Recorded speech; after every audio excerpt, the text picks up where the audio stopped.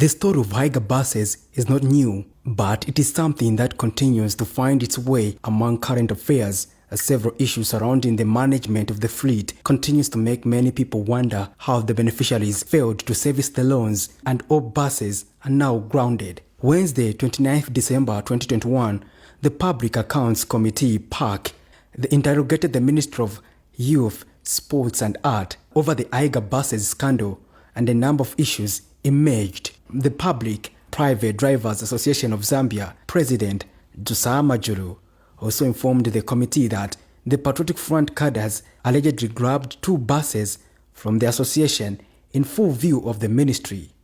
A few months after the buses were handed over to us, there were some interest groups that came from politicians and grabbed 2 buses from us. So already we were operating below the number that was given to us. And then 2 months later, we had those 2 accidents for the fatal accidents, the buses that we are trying to explain here. So we were already operating below by 4 buses. It came to a time when operations ceased in full view of the ministry, and cadres grabbed 2 buses from us. 2 buses from us in full view of the ministry at the Ministry of Youth. We had no power.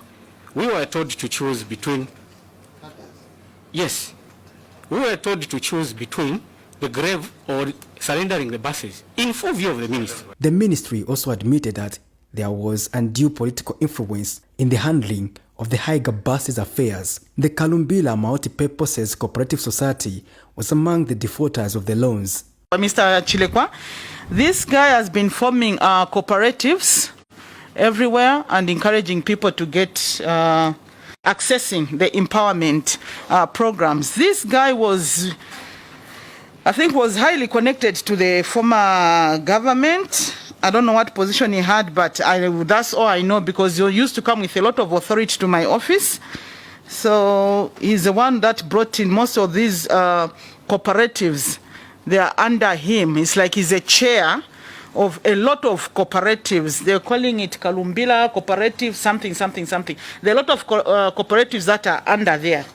And these are the people that are accessing. But truly where the money was going, I may not know, but I know that he was there, and he's not a youth. The new permanent secretary, Kangwa Chileshe, tried to justify that Kalumbila Multi-Purpose Group is a success story. We're not paying. Upon calling the same gentleman in front of my directors, he produced receipts. They had said that he had only paid 2,500 kwacha. He produced multiple receipts of bank deposits, excessive receipts, probably 10 or so. And they have a chicken project that they're doing in Palabana. I had an opportunity of going there with the Minister of Small and Medium Scale Enterprise, my fellow PS in Small and Medium Enterprise Development, and a representative from State House. And the cooperatives that they've put together have actually got 43,000 birds that they are supplying. It's one of the biggest success stories, and they're doing it with the youth. However, it was guided that the topic was Haiger buses and not chickens. These people have failed to pay, and it's a fact. It's on our books. They have failed to pay, and they borrowed for buses. They didn't borrow for chickens. That here we are discussing over buses. We are not discussing over chickens. These people were they were given buses on loan that they could have repaid back. If they distorted or diverted monies from earnings from the buses to other business ventures and failed to pay, the facts on our table, in our books, is that they failed to repay back the loans. Here it says he has only paid 2,500 out of 350,000. If he was paying to the ministry, who was getting the money?